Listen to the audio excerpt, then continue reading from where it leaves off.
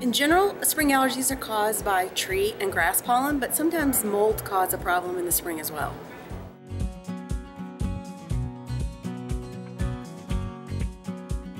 Spring allergens are getting worse with time because of climate change.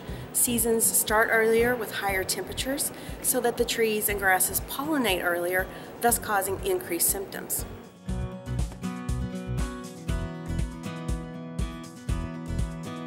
The priming effect is early in the season when there's a bit of pollen, we become sensitized.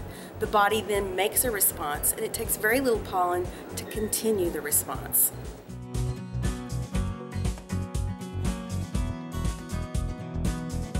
Spring allergens can be avoided by keeping your windows closed in your house or your car. If you're outside, you can wear a pollen mask. You should try to start your medications before the pollen season starts to help decrease the symptoms. And limit your time outside between 5 a.m. and 10 a.m. when the pollen count is the highest.